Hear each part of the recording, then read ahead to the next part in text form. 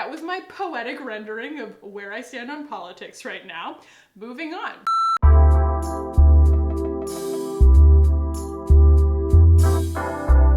What is up, dudes? Welcome back. Good news. We'll start this video off with some good news.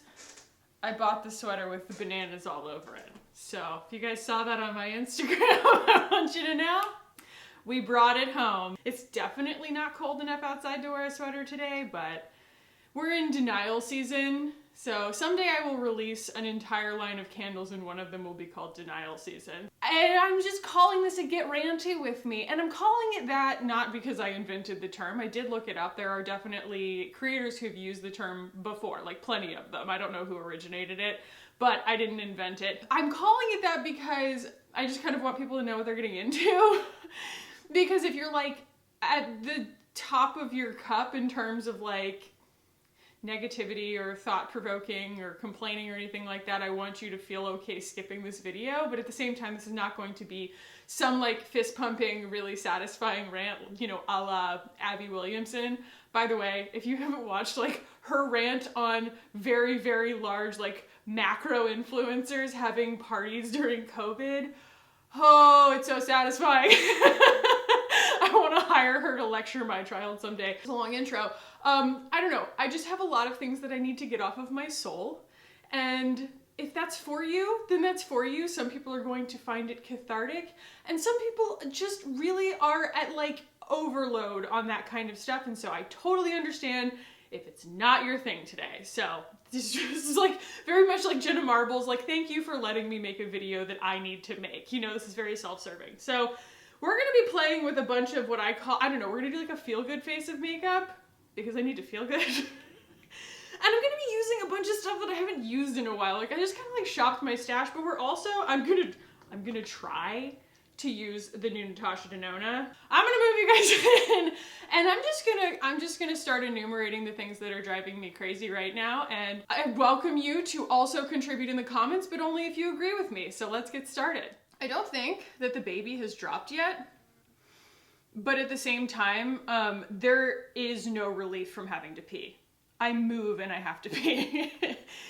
It's so frustrating. Anyway, yeah, I made a list of grievances on my phone the other day.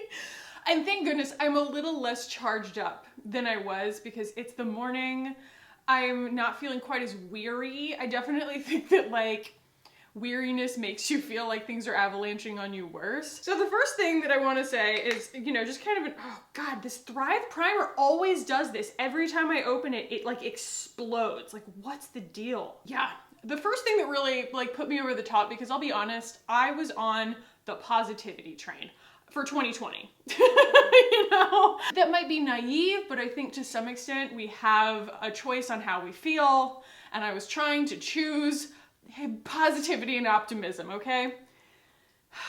And then the fires in California happened.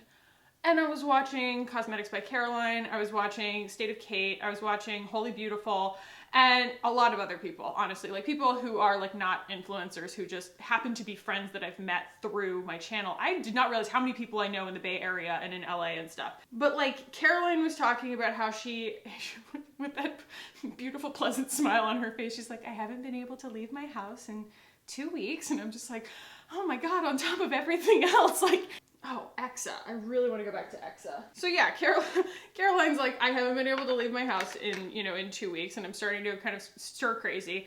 And then I open up like State of Kate's stories, and her beautiful dog Thumper is like waiting by the door, and she's like, I don't know how to explain to him that he can't go outside right now. And like, I don't know what that just put me over the top. Like I've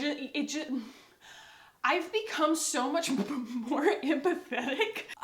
This is weird, but like I've always told people that like, yes, you can absolutely emotionally unload on me because it's not going to hurt me long term. I'm not going to carry it with me. I'm not an empath. Like I don't consider myself to be an empath. I consider myself to be a good listener, honestly, because I can listen to people's stories and I can hold space for them without letting it just totally bring me down too. And not everybody's like that, and they kind of have to build boundaries for that specifically. Turns out I'm a lot more of a Cancer rising than I ever expected.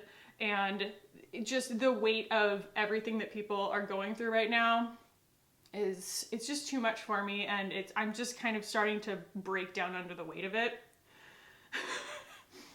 So that's where we're starting this video, is that I'm breaking down under the weight of the sadness.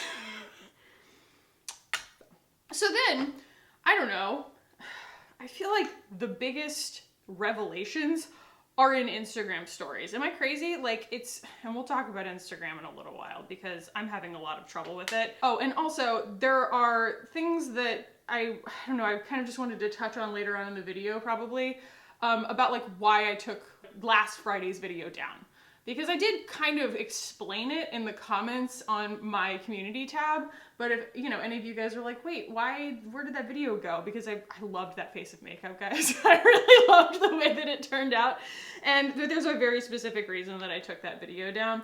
And I will get to that a little bit later. Yeah, so I'm on stories and somebody had reposted a tweet that basically said, J.K. Rowling, and I'm not a Harry Potter person. Yes, I've read the books, and yes, I've seen the movies because that was my generation. You know, I'm 33. I was like right in the crosshairs of it, but I was never like that. The memes where all of the like Zoomers are making fun of millennials being like, oh, that was so Hufflepuff of you. I'm like, no, I'm straight up astrology. I don't need the houses of Harry Potter to describe my personality type. I've already got my dumb woo-woo crutch. So some people have been asking what colors I use in the Salt New York. I always list it underneath every video, but I will tell you anyway, I mainly use the contour. It's just called contour. And then I use the light medium bronzer to contour and bronze. And then, you know, I use the blushes, but those are the big two. Somebody basically reposted this tweet where they were talking about how J.K. Rowling's fear of, or transphobia, that's the word that I'm looking for. Her transphobia somehow motivated her to write an entire book, apparently. I didn't realize it was a book. Someone, like, I think the tweet said a story, and I was like, oh, great, you know, what jerk published her? Apparently it's an entire book about a man who dresses as a woman in order to, you know, infiltrate the space of his victims and, like, commit God knows what.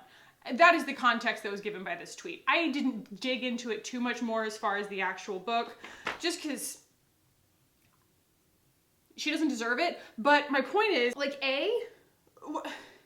why J.K. Rowling? Like, why, if you see everything that's going on in the world, why was that what you chose to contribute? Honestly, like, that's what you put out into the world is, like, transphobic fear-mongering. I am not trying to, like, virtue signal here. It truly pisses me off. Like, it makes me crazy. And then, Sarah Crammon, one of my faves. What up, Sarah? You guys saw probably on my vlog channel, she sent me some books from a baby and from a brain after baby.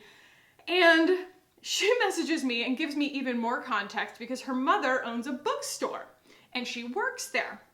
And she goes, yeah, and this was a big enough book, and by big enough I think she meant like popular enough, hyped enough, because J.K. Rowling is such a prominent author in spite of her absolute Twitter descent into nonsense. And so she goes, we didn't even get samples of this book in order to decide whether or not we were going to buy them. We just trusted the publisher, and all the booksellers just stocked this book. And so now we have this stupid book in stock that we don't actually want to sell.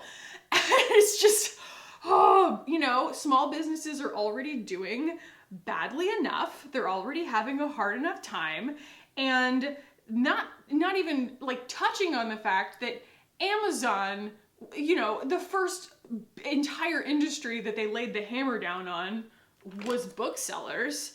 And now J.K. Rowling just says, screw your needs.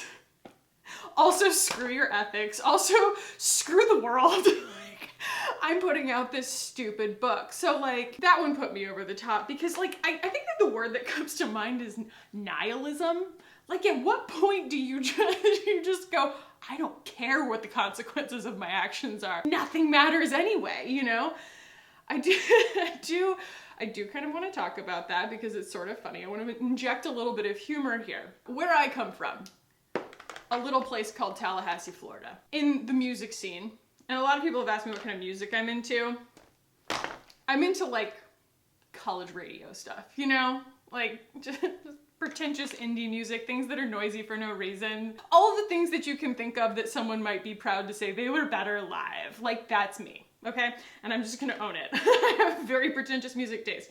So anyway, I kind of belonged to that crowd in college, and my best friend, all the way through, I would say, yeah, like 2 or 3 years of college, my friend Robert Carter, and he has now, you know, moved on. He's a dietitian. He's got his master's in dietetics. He's always been vegan, pretty much his whole life. He's never had a sip of alcohol. Like he's just like that guy who has just, he's known who he was since the beginning. And I've always just really admired that about him. And so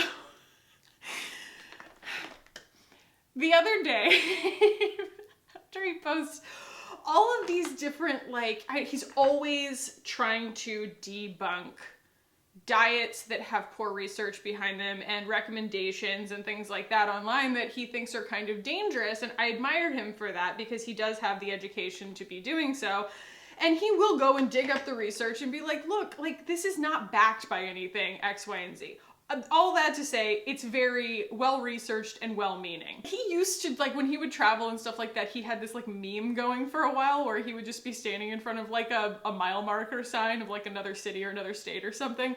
And he would just literally be snacking on an entire head of raw broccoli. Like that's just his, you know what I mean? That's his personality. And he was dead serious. Like that's something he would do. And this photo that he posted says, "Nothing matters, eat Takis." And it's of him eating Takis. And it's just basically like the sentiment right now of just like, what even matters anymore? And you have to kind of understand it. I mean, granted, it's funny just on the face of it, but at the same time, you have to understand that where we come from in Tallahassee, Florida, nihilism has always been funny. And I think that like scene kids in general, like I posted on my Instagram a while ago, and I guess I'm just kind of doing like a sociological commentary on like the phenomenon of irony or something like that right now. But the fact that we, as scene kids in like high school, used to think that like surgical masks in like this post-apocalyptic context were really cool, you know? And I think that that's kind of like a steampunk thing too. Like it's, you know, it very much goes into a lot of different subcultures. And that irony is not lost on me at all when I'm sitting there at the doctor waiting to get an ultrasound, and then the whole room is wearing masks, and I'm like, this is just surreal, this is so bizarre. But like, okay, hear me out, and I apologize to people who are like religious and stuff like that, because I don't mean it like that. You have to understand, we never meant it like that. But the whole thing in Tallahassee, in the music scene that I was in, was about the occult. And like, upside down crosses, everything was painted to look like Ouija boards. Like when people would block windows at like DIY venues and stuff like that, like the big blockers that were on the windows would look like Ouija boards. There were pentagrams everywhere. Like it was just a thing. No one was I shouldn't say no one was really holding seances. No one, I don't think, was really holding seances. Not that there's anything wrong with that, but like I just kind of want to put it in context of like, we just thought it was funny because like nihilism can be a relief sometimes of just being like nothing matters. And it's a place, Tallahassee is definitely a place, and I think that your early 20s are a place. You're so overwhelmed with emotion and with tension, I guess, and just, you know, the impendingness of everything, that it's easier, and sometimes, well, it's easier to laugh for sure, but it's easier to live right now in the moment than to think about all of the static that's kind of spraying around you. And I just, I messaged him and I was like, this is some very like Tallahassee vibes. He's like, I need Tallahassee vibes right now. Because honestly, I feel like the people who care hurt more when things are like this. Jonathan Van Ness, I think, put it the best, but like he said something to the effect of, you know, and I've heard this a million times, but his voice always rings to me. You can't decide what you're letting in emotionally. You have to just be brave and be, you know, open to it, because if you shut out the bad, you also shut out the good. And the risk of that is almost nothing is in your control. And so when things just happen to be pretty bad, you're letting in all of that. And that's why boundaries are important. I'm gonna put on some blush, some more blush. So yeah, I think that of all, you know, of the emotions and the thought processes and the coping mechanisms that I've been vacillating between, one of them has been just good old-fashioned nihilism.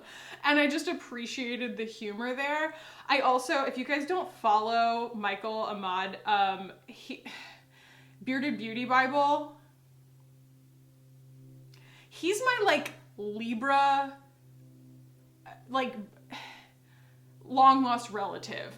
We have the same sense of humor, and his execution on it is much better than mine. And he also posts just absurd humor, and absurd humor is my love language. And yesterday I just like commented on this video that he posted. I mean, it was just silly. It was like this silly internet thing where it was like Toad from Mario Kart, like singing this song. And in response, I sent him Graveyard Girl Bunny. She just got a Furby that has Barbie limbs, like Barbie arms and legs, and it's the most haunting thing you've ever seen. And like, that's where my brain's at right now. Like, that's what I've resorted to, is just absolute total absurdity for the sake of my sanity. So nihilism and absurdity, I have to live out in space right now. Like, that's how bad I am at coping at the moment. He also has an entire channel just about orchids. I think it's called Michael's Orchids, and it's worth it. Okay, I want to just touch on a few things briefly that may or may not be like good/bad. It's not really about that. This is what I was looking for. This is the new Isabella triple threat cheek and lip thing from Thrive, and it's just so freaking beautiful. So do I need more blush? The answer is yes. If you were gonna say no, you came to the wrong channel. One thing that is like, I was going to just complain about, but then I found a small silver lining, and boy do we need silver linings right now. So I was just gonna complain about the Bon Appetit YouTube channel disappearing, because it was for so many other people. Obviously they had like 6 million followers. It was such a relief to me, and it still exists, but they were posting every day. And you know, yeah, obviously the things that broke loose, that shook loose within their organization, were very, very important. I'm not diminishing that by any means, but man, I just want to watch their videos, okay? Because they were saving my soul, you know, early on in this whole situation. Now, I don't know when this began, because I looked back, and I think that, you know, people like Priya have been contributing to the New York Times cooking, you know, the whole, not just their online presence, their whole thing, for a while. And I don't think that there was any like contractual boundaries that like made it so that she wasn't allowed to or something like that. But New York Times cooking is slowly starting, I feel like, to pick up the BA chefs. And they just published a video the other day of Sola in her kitchen cooking through her life, basically cooking 3 meals that represented very distinct periods in her life. And it was a pleasure. It was salve to my soul. I just needed to see Sola in her natural environment cooking the beautiful, genius food that she cooks with ingredients that every time she talks about them, I'm like, what? That's amazing. Like, she's just really, really cool. And I would die for her dogs. There was just this small glimmer of hope where I was like, maybe the New York Times cooking channel is gonna become the next BA. Come on, guys. Let's send good vibes their way, you know? Like, there was just something about it, and it is already a good channel. Not, you know, regardless of the BA chefs. I shouldn't have to say that. But like, oh my gosh. I learned, I don't feel equipped to do it, but I learned how to make like, you know, Nigerian rice that looks outrageously good the other day. I learned how to cook tofu in ways that honor the flavor of tofu instead of making it a meat substitute. I'm like, you know, and there's just something about it. And for those of you who really miss the BA channel, you're like, no, Claire's not on there. And neither is Brad Leone. I looked, but it's definitely a start, and I hope that they keep including Sola because I need my Sola fix. Oh, and watching a professional organizer organize Priya's refrigerator and freezer and literally be brought to tears by how brilliant the concept of a lazy Susan is. There was something, I connected with her. And I'm not even an organization person. You know what I mean? Like, I'm not, my sister and my mom are just, oh my God, they're obsessed. I haven't even watched that show on Netflix about organization yet because I'm afraid that it's going to send me into some kind of like nesting tailspin. But regardless, I stopped doing my makeup a long time ago. Let's move on. Did I just pee? Yes. Do I still have to pee? Yes. And you just keep living your life. So I'm going into this because I kind of want to gauge where I've arrived in my eyeshadow skills, because a Natasha Denona palette used to make me look like a fool. So I'm doing this because, and by the way, I'm using the Urban Decay eyeshadow primer potion. I like this stuff. I am doing this because we're going to also play with the Natasha Denona chromium situations. Another thing I want to touch on, and I don't typically talk about politics, but I just had to draw this reference because these are the kinds of things that churn around in my brain all the time. Has anybody else thought about the fact that because Biden is the nominee, who was the vice president before our current 45, that it's the equivalent of a software rollback because we downloaded a virus for 4 years? That was our solution. Like, I watched Biden on TV and I'm like, were you my favorite? No. It's more so just the irony of the fact that we aren't really moving forward. We're having to like retrace our steps because we're like, well, that didn't work. And like every app that we open on our computer right now is throwing us pop-ups and trying to steal our information. That's the equivalent of 45 to me. And I don't know, again, nihilism. I'm able to laugh at that when it's really not funny at all. So anyway, that was my poetic rendering of where I stand on politics right now. Moving on. Another thing, you know, I'm just kind of already in the middle of something, and no shade, Hallie. Don't think that you like, you know, did something to me. It's not that bad. But where are my Wayne Goss brushes? Where is my white collarless shirt from Fred Siegel? Like, I'm already kind of like in the middle of a bunch of stuff yesterday that was kind of stressing me out.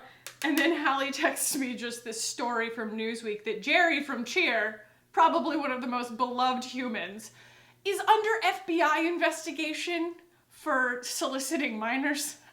And I just texted her back. I said, the world's burning down. I don't have an answer other than the world's burning down. I think that the thing that I have figured out since the last time I used this palette is that shades like this are miraculous on me, and I wouldn't have known that before. So that's actually a better crease shade for me than trying to go in with like kind of a warm khaki color. Like, those kinds of things don't build a believable illusion for a crease for me as much as something like this does. Oh, the baby. Oh my gosh, can you please stop punching me in the bladder?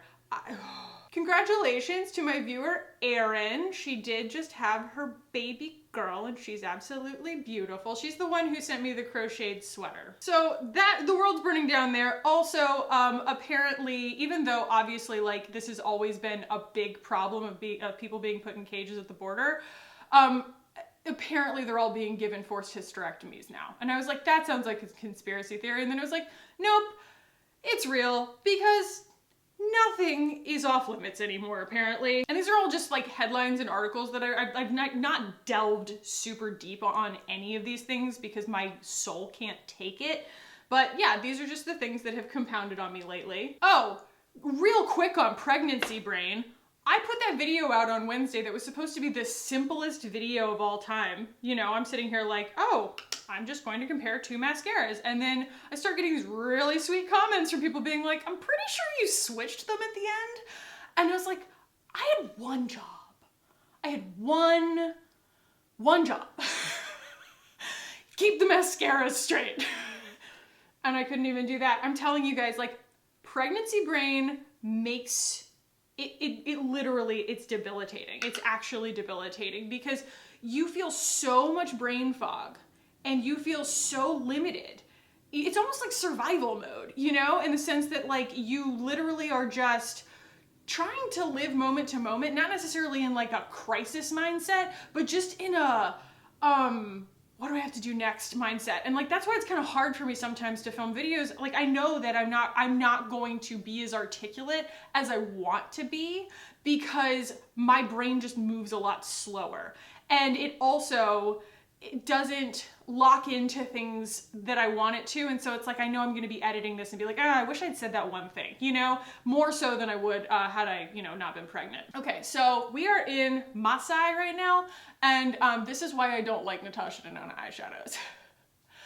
They just don't blend. They kind of make me crazy, actually. I'm using more of that other shade to try and blend them, but man, once they go down, they're down. Very not my thing, guys. That's why I'm not spending $65 on her Glam palette. It's so gorgeous, but I just do not love her formula. So speaking of pregnancy brain, and honestly, getting probably a little more serious here, and I'm gonna go ahead and start in with the chromium eyeshadows while I'm talking about this. Here I am on Instagram the other day. And we're gonna start with Dogbane. That actually goes really well with that colorway. And I am watching Raw Beauty Christie's story, and she had posted, hey guys, you know, I finally filmed it. I filmed this look that you guys had been asking me to film.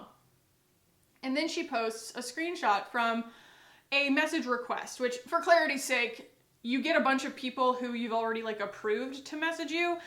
And then when people who you've never spoken to before on Instagram, at least from a creator account, when they try to message you, they go into your requests folder, and then you can browse that at your leisure and decide whether you want to talk to people or not. But a lot of times it's just like reactions and stuff like that. Like if you have your reactions open and people can just like clap and, you know, to respond, it just clogs up your inbox. And a lot of people just, you know, pretend it's not there. I think that's kind of healthy. But for all the people who, you know, are trying to reach someone like Raw Beauty Christie because they love her, like we all love her, you know, it kind of broke my heart to see, you know, she screenshotted this message that she got in her requests folder from somebody who said, honestly, it just looks like all of your other looks. I wish you could be more creative.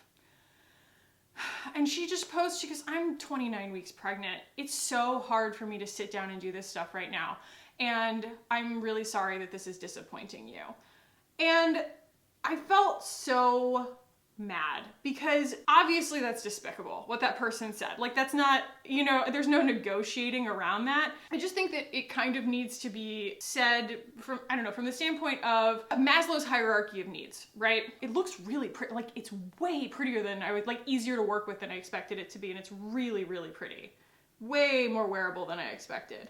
So I'm just kind of letting it dry and then layering it up. It's going way better than I thought it was going to do, okay? I'm just being totally honest. Maslow's hierarchy of needs, or the chakras, basically state that you have to, it's a taxonomy. And a taxonomy means that you have to lay the groundwork before you can build on top of it. And it's also, my husband, when I was talking to my husband about it, he talked about it as like also the foundation of society.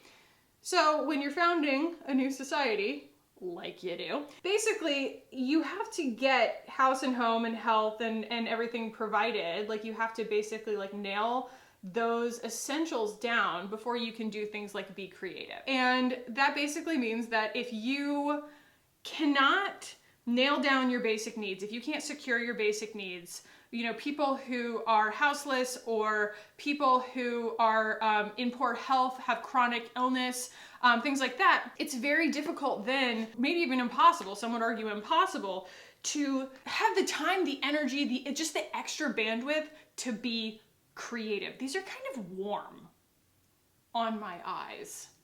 I don't know how I feel about that. I'm wondering whether I should go in with Scarab. It's so green. I think that it's gonna spoil everything. Let's put it right in the middle. Screw it. Do, do, do. Yep, that's green. Do, do, do, do. And so it's not just the fact that that person was honestly being really entitled and treating a creator like they were at their personal service, which is just such a misunderstanding of the dynamic of the way that these things are supposed to work. But also, I can't believe the presence of that. Like, I would think that it would kind of shear out and it would, you know, want to cooperate with what was underneath it. But the fact that the other one dried first, like now we just have green. And I don't hate it. I'm going to work around it though with some mattes so that I can get, like, you know, again, a believable illusion, but I'm going into the Urban Decay Stoned palette because I just like the formula better. But yeah, besides the fact that it was just an insensitive thing to say, it's actually like worth pointing out that if someone is having any kind of issue, not just pregnancy, any kind of issue that is keeping them from feeling secure in their basic needs category, and pregnancy does do that, it is almost equivalent to like a chronic illness in the sense that it's very unpredictable from day to day. You don't know how much energy you're going to have. That the expectations of consistency in your life just really can't be maintained. I don't know, I just needed to talk about it because I really felt for her. And I also was just ticked off because there are so many of us who love Beauty Christie so much, and she has such a large following now. There are so many of us who do respond to her stories and do blow her up in her requests because we love her, and that was the request that she ended up opening by luck, was one that was just somebody saying something horrible to her. It's just not fair, and it just ticked me off, frankly. Going in with Third Eye, which I haven't done before. It's kind of the deep purple shade, red dark. And we're just going for it. I actually am super pleased with those chromium eyeshadows. That's super duper pretty. And it was really easy to work with, especially coming from someone who has a lot of trouble with her matte eyeshadows.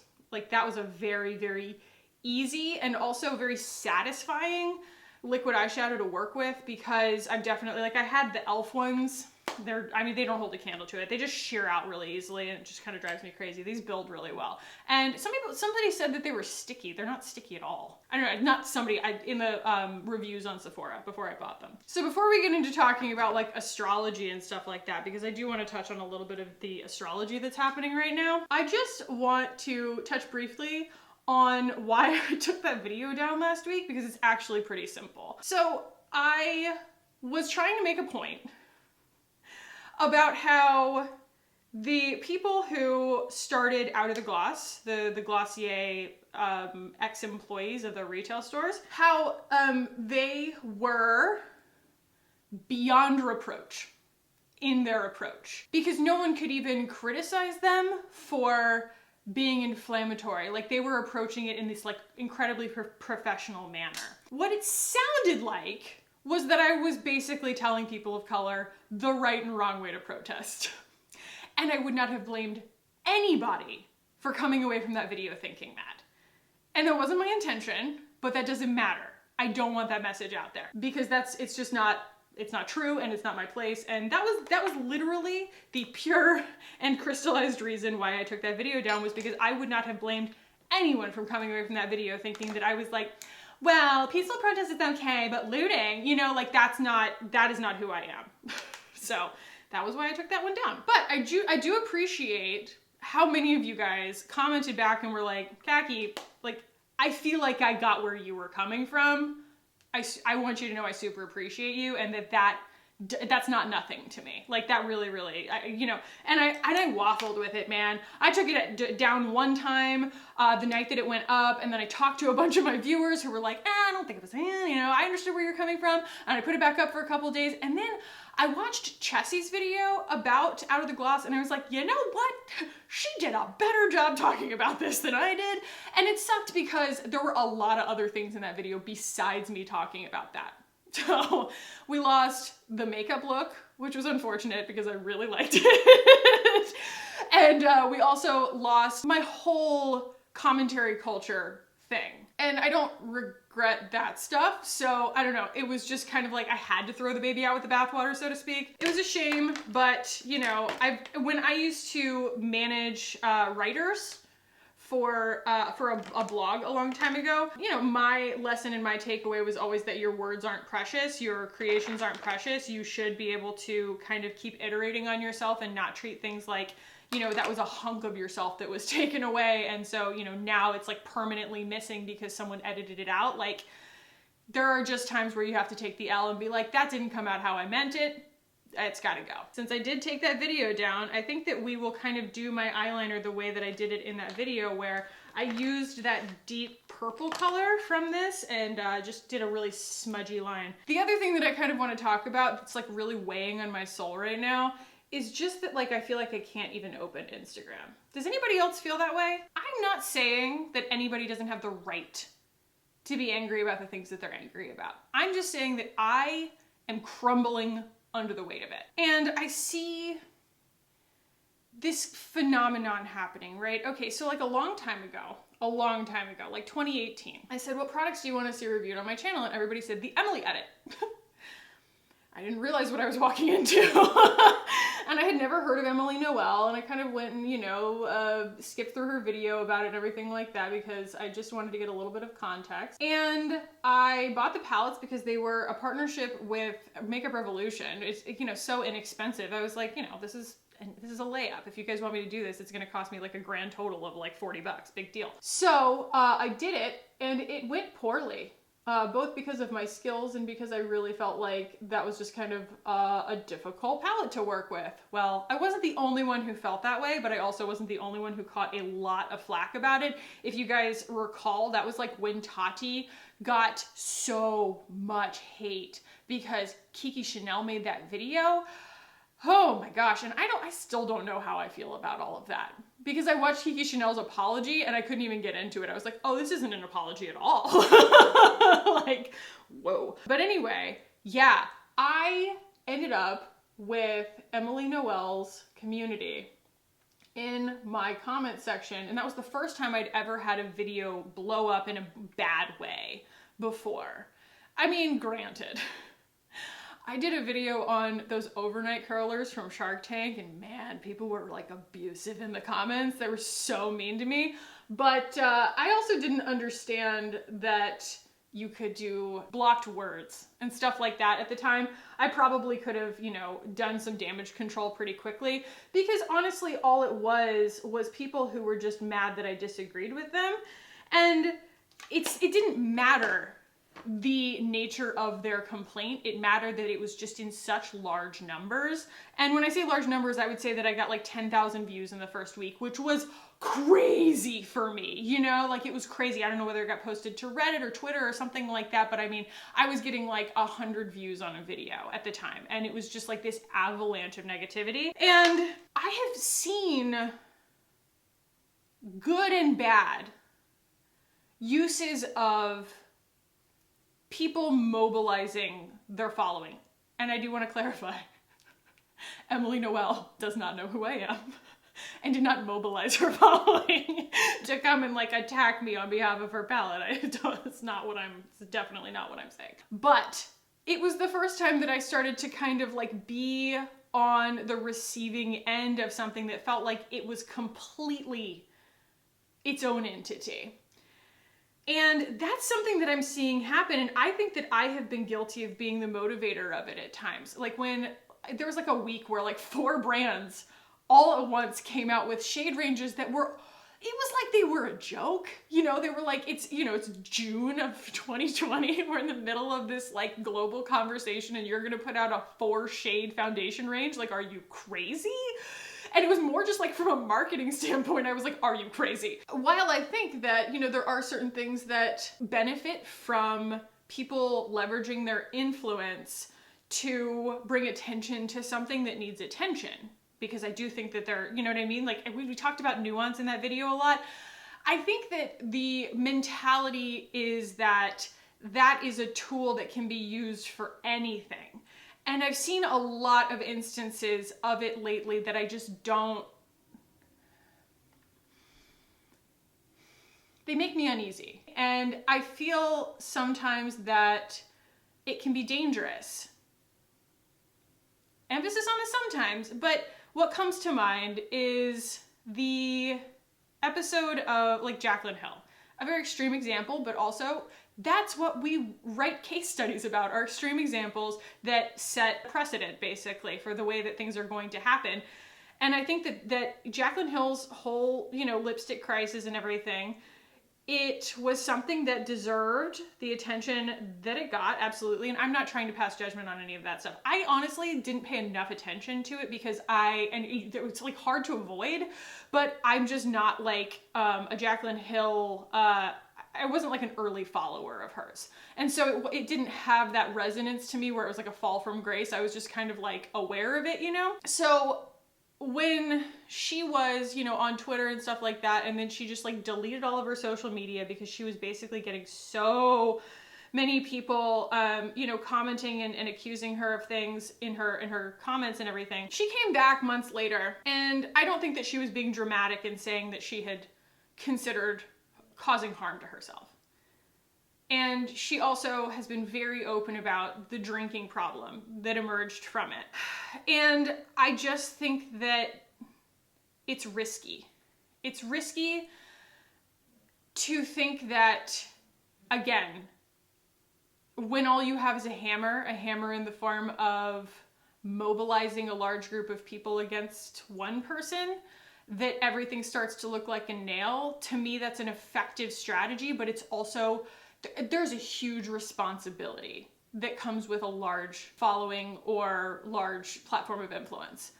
And I think that we're kind of shirking that responsibility a little bit. And I also think that creators are not the only ones that are subject to accountability.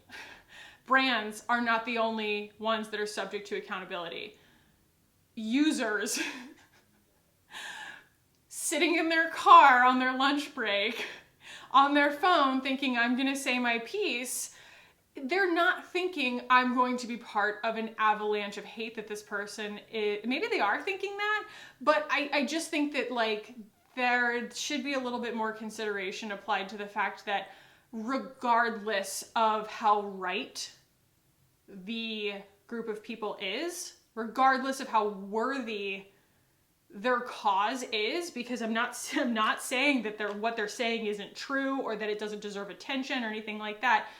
You have to consider that you're a human and they're a human. Because honestly, the only reason that it's easy to do that kind of stuff and to cast those kinds of aspersions is because most of us are relatively anonymous on the internet. No one's coming to that commenter's job and holding them accountable to reprimanding their coworker for a microaggression. And then, you know, telling all their friends to go show up at that person's job. The word bully is super triggering for people. My definition of bullying is actually in the eye of the beholder. I don't think that we get to judge whether or not an action is considered bullying. If someone feels bullied, they're being bullied. And I feel like there has become this culture where, and I feel like I don't have enough blush on this side. I keep seeing myself in my viewfinder and it's just not blushy enough. We're gonna put more blush on. That culture, it works for some people. And some people are not overwhelmed by it. And I love you guys, but please don't try and like give me a pass because I'm pregnant. You don't need an excuse to draw boundaries. If someone else is watching this and feels the same way I do, they shouldn't feel like they have to be pregnant in order to be entitled to these feelings, you know? It's okay to be overwhelmed. It's okay to log off. It's okay to draw boundaries, okay? Because I just don't think that everyone has a right to your eyeball space. Plus, I feel like I'm just in this like shrinking box. This is kind of different, but every brand in my collection has been canceled at this point. I don't know what to use anymore, guys. But again, I do feel like a lot of times these things have merit. A lot of times they warrant the kind of reaction that they get. But like I said, the word is responsibility. When we have that much power, we have to exercise it responsibly. And I guess I just want to cast a vote for kindness. And that's not spiritual bypassing. I'm not negating someone else's experience by saying that we should be kind to one another. I'm saying you don't know where someone's at. You don't know the mental state someone is in. You don't know that I went through bouts of crying last night because I just feel like, again, I'm just crumbling under the weight of the negativity. Regardless of whether it's warranted, regardless of what the actual source of it is, it's just compounding on me. And lately, my empathy hurts. You know what I mean? And I just can't imagine that I'm the only person who feels like that right now. Let's do the Tower 28 lip glosses here. So we are in Mars retrograde in Aries. Aries is ruled by Mars. I am an Aries. I feel personally victimized by this. While I don't want a pass for drawing boundaries just because I'm pregnant, I think we all deserve a pass for drawing boundaries during a Mars retrograde, because Mars is our impetus, right? It is our motivation. It is also our anger. It's our sex drive.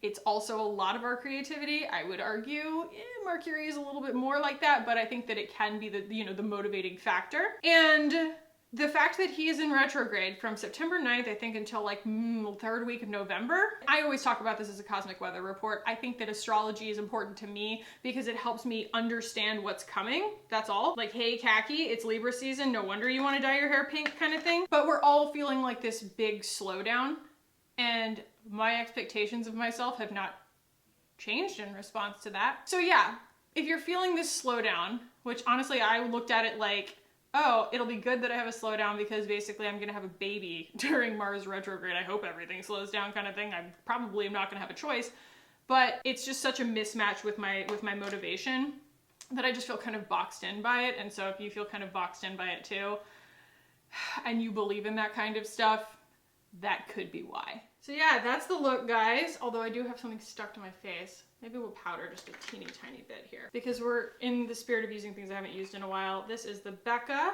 Hydra Mist. So good. But yeah, guys, I don't know. I needed to kind of talk about this stuff because there have definitely been points where over the last few weeks, especially trying to exist on social media, I found this stuff so inescapable that there's a part of me sometimes that thinks, if this is the nature of what it means to be an influencer in 2020 and beyond, maybe I've lost my stomach for it. Like, maybe it's time for me to think about my next move.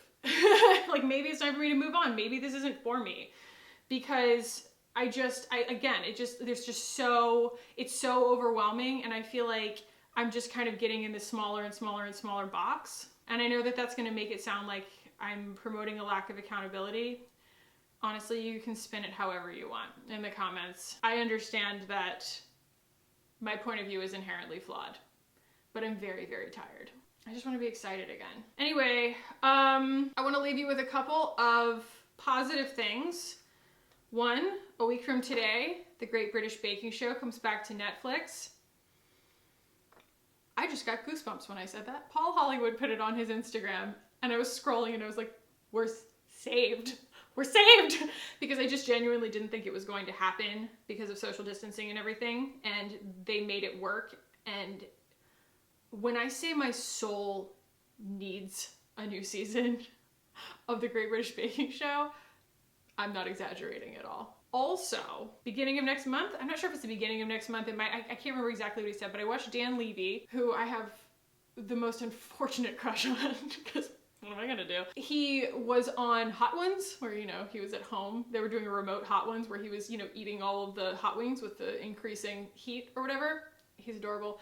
And he said that the new Schitt's Creek season, the last one, is coming to Netflix, I think beginning of October, something like that. So, yeah, that's so exciting. I can't wait to watch that. And then, if you guys haven't watched Coastal Elites on HBO, it might not be for everybody, but they warned you with the title, so. It's Bette Midler, it's Dan Levy again, it's Issa Rae. It's another girl who I'm not sure what her name is, but it's all these monologues. They're shamelessly enlightening. And I enjoyed it very much. It was a bright spot in my week, so. Yeah, just things that I've been absorbing with my eyes yet again, kind of a preview probably for my final favorites before I give birth to a human. But anyway, guys, this is obviously going to be a really long video. I thank you for watching, and again, I hope that in my self-expression, I have not diminished the experiences of anyone else. That is never my intention. It is not my intention to center myself in a conversation that it shouldn't be about me, but at the same time, this how I feel, and that's the only way I know how to talk about, so. But now bananas.